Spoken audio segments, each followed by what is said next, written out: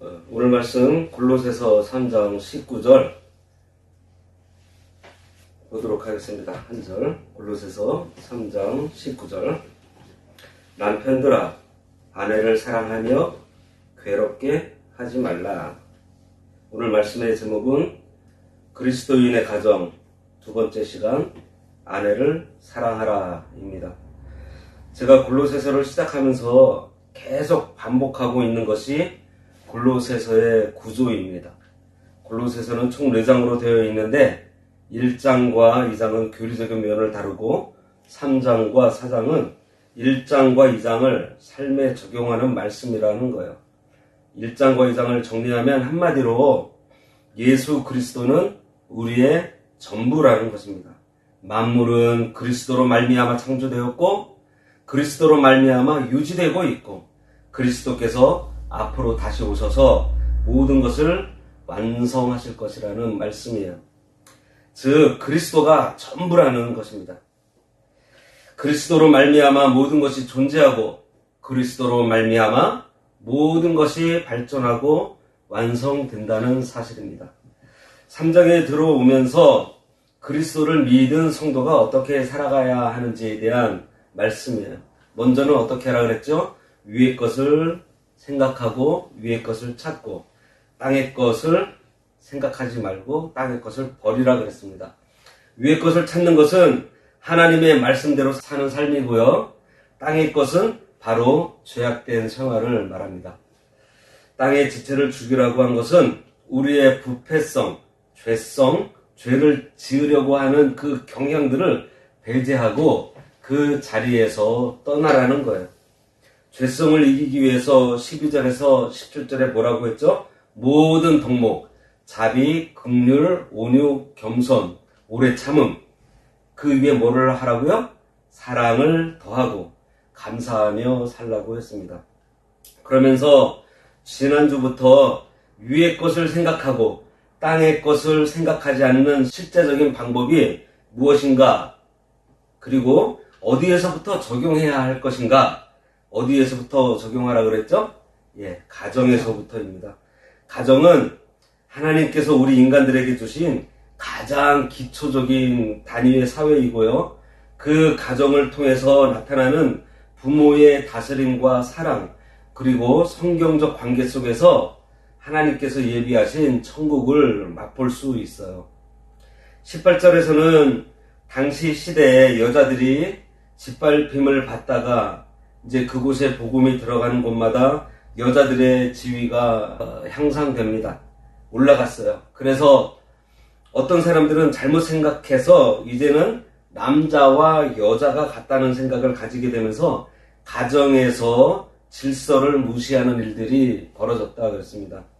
그래서 바울은 가정윤리를 전할 때마다 항상 아내들에 대해서 먼저 언급하고 있어요.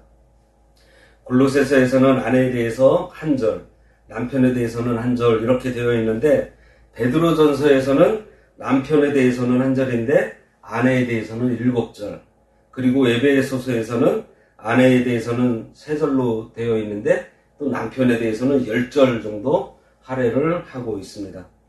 지난주에 아내들에 대한 권면의 말씀이 있었는데요. 아내들아 남편에게 복종하라. 이는 주 안에서 마땅하다는 말씀이었습니다. 이 말씀은 아내뿐만 아니라 모든 사람에게 주는 교훈이라고 했어요. 왜냐하면 고린도전서 11장 3절에서 각 남자의 머리는 그리스도요 여자의 머리는 남자요 그리스도의 머리는 하나님이시라고 했기 때문입니다. 여기에서 머리는 윗사람을 가리켜요. 그러므로 이 도리는 모든 사람에게 주신 교훈이기도 합니다. 그러므로 여자뿐 아니라 남자들도 자기 머리인 윗사람을 잘 순종해야 한다는 말씀이에요. 중요한 것은 믿음과 사랑의 순종이라는 거예요.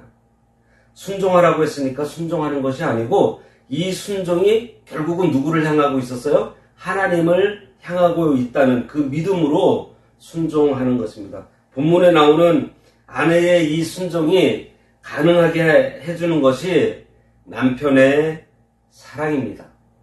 우리가 하나님의 말씀에 순종하는 우리 신앙의 원동력이 바로 하나님의 사랑에 있는 것처럼 아내의 순종에는 남편의 사랑이 원동력이라는 거예요. 오늘 본문 19절입니다. 남편들아 아내를 사랑하며 괴롭게 하지 말라. 남편들이 아내를 어떻게 사랑해야 할까요? 에베소서 5장 25절에는요. 남편들아 아내 사랑하기를 그리스도께서 교회를 사랑하고 그 교회를 위하여 자신을 주신같이 하라. 어떻게 사랑하라고요? 그리스도께서 교회를 사랑하시고 그 교회를 위하여 자신을 주신같이 하라 그랬습니다. 예.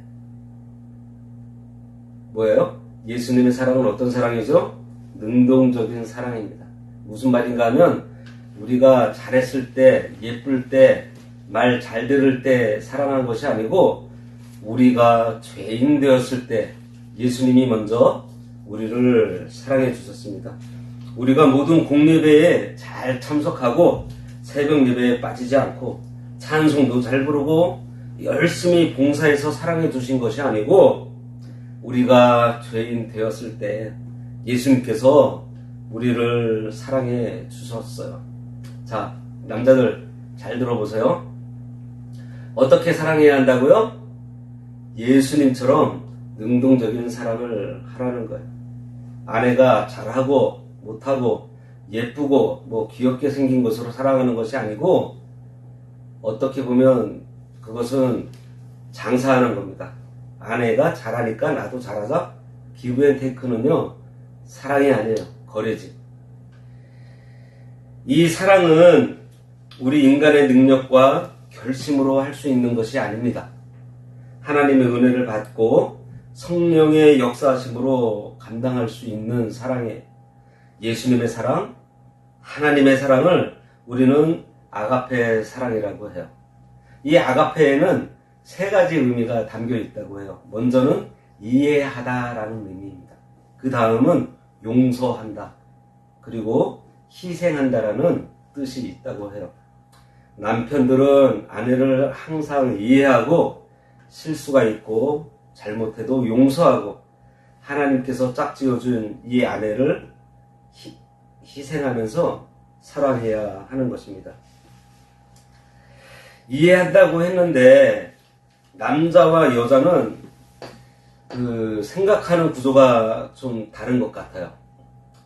그 이해하다의 영어가 understand잖아요. 그럼 뭐냐면은 아래에 서서 이렇게 보다라는 거예요. 다시 말해서 입장 바꿔서 서 있어 보라는 얘기입니다.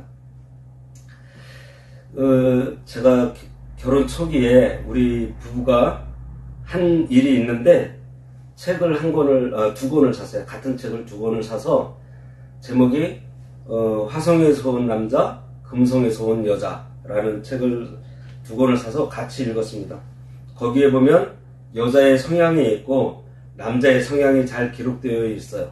그래서 그걸 읽어보면 남자들은 여자를 또 여자들은 남자를 잘 이해하겠더라고요.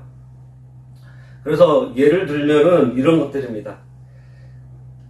드라이브를 하고 있는데 갑자기 아내가 옆에 있는 카페를 보고서는 커피 마시고 싶다 이 얘기를 한마디를 하는데 남자는 그래 알았어 하고서는 가다가 주유소에 들려서 자판기에서 커피를 빼다 준다는 거죠. 여자는 그 커피를 마시는 것보다도 그 카페에서 분위기 그리고 다정하게 앉아서 이런저런 얘기하면서 좀 쉼을 갖고 좀 그 무드를 좀 느끼고 싶어 하는 건데 남자는 그냥 그 커피만 생각한다는 거예요. 그리고 여자는 하루에 2만 마디를 해야 되는데 남자는 또 8천 마디를 해야 된다고 합니다. 뭐 요즘은 여성들도 사회생활을 많이 하니까 밖에서 이제 말을 많이 하겠지만 예전에는 거의 가사 일을 돌보고 남자들이 밖에 나가서 일하고 들어오면은 남자들 대부분 뭐 하죠? 밥 먹자, 자자 이러고서 그냥 끝나잖아요. 그런데 여자는 하고 싶은 얘기가 많은 거예요. 근데 남자가 들어주지를 않아요. 또 들어주다 보면은 남자들은 이제 아내가 해주는 얘기를 그냥 계속 들어주기만 하면 되는데 남자들은 또 어떤 성향이 있냐면은 이 얘기를 들으면은 내가 뭔가를 해결해 줘야 되고 답을 해줘야 된다는 또 그런 생각을 갖고 있어서 얘기를 하다 보면 부딪히는 겁니다. 예. 근데 그런 사실들을 우리가 그 책을 읽고서 알게 되었어요. 그래서 그 다음부터 우리는 서로의 입장을 좀 살펴보게 되었던 것 같습니다. 그리고 여기에 용서한다고 되어 있는데요. 골로새서 3장 13절에 뭐라고 되어 있어요? 누가 누구에게 불만이 있거든 서로 용납하고 피차 용서하되 주께서 너희를 용서하신 것 같이 너희도 그리하라. 그렇게 되어 있습니다. 그래서 고치거나 가르치려고 하지 말고 이해하고 그대로 좀 받아주라는 거예요. 그리고 희생하라 그랬습니다. 남편은 가정에서 하나님을 대표하는 사람입니다. 예수님께서 자신을 들여 사랑하신 것처럼 남편도 아내를 자신을 들여, 무슨 말이에요? 생명을 다해서 아내를 사랑하라는 거예요. 그 사랑이 전해질 때 아내의 순종이 있는 거예요. 성경에 순종하라고 되어 있으니까 순종해가 아니에요. 뭐 옛날 어르신들 보면은 그 부인 되시는 집사님한테 그런 얘기들 많이 했어요. 성경에 순종하라고 했으니까 순종해야지 왜 말씀대로 안 해? 그런 얘기 많이 들어봤거든요. 그게 아니에요. 예. 이해하고 용서하고 희생하는 데 있어서 중요한 것이 바로 이 사랑입니다. 남편의 사랑이 있을 때 아내가 순종하는 거예요. 또 뭐가 있냐면은 우리가 이 말을 조심해야 될 것 같아요. 이 가정생활을 하는 데 있어서 언젠가 MBC에서 실험을 한 가지를 했는데요. 밥을 유리병에 담아서, 이게 한글날 특집으로 했던 것 같아요. 밥을 유리병에 담아서 한 병에는 밥을 유리병에 2병을 담습니다. 그래서 한 병은 여기 좋은 말을 해주고 한 병은 막 저주를 퍼붓고 욕을 해요. 그래서 사랑해 사랑해 아유 이뻐라 이런 얘기를 여기 해주고 이 병에는 너 미워 나빠 널 저주할 거야 이런 얘기를 양쪽에다 두고서 한 달 동안 테스트를 했다고 합니다. 한 달 동안 열어봤더니 어떤 일이 벌어졌는 줄 알아요? 이 좋은 말을 해준 밥은요 뽀얀 하얀색이 그대로 남아있고 고소한 냄새가 나는데 이쪽 욕한 그 밥에는 곰팡이가 설고 악취가 났다고 합니다. 이것이 밥이 아니고 사람이라면 어떨까요? 우리 모습이, 내 아내의 모습이, 내 남편의 모습이 시간이 지나서 어떤 모습이었으면 좋겠어요. 우리 서로가 항상 아름답고 사랑하는 말을 듣고 산다면 이 사랑 속에서 우러나오는 그 만족미, 또 지성미, 그것과 함께 인품에서 흐르는 참 아름다운 모습의 사람이 되어 있지 않을까 생각해 봤습니다. 사랑할 때 사람이 긍정적으로 변하고요. 비판하면 참 사람은 일그러지는 것 같아요. 자녀들은 부모의 모습을 보고 자란다고 합니다. 아이들이 잘하거나 잘 못하면 부모가 칭찬을 받고 욕을 먹는 이유가 생활 가운데 그 자녀에게 보여주는 부모의 모습이 어떤지 간접적으로 알 수 있기 때문에요. 순종을 잘하는 아내는 남편에게 사랑을 받는 아내입니다. 불순종하는 아내는요, 남편의 사랑을 받지 못하고 있다고 볼 수밖에 없어요. 이런 관계가 가정에서만일까요?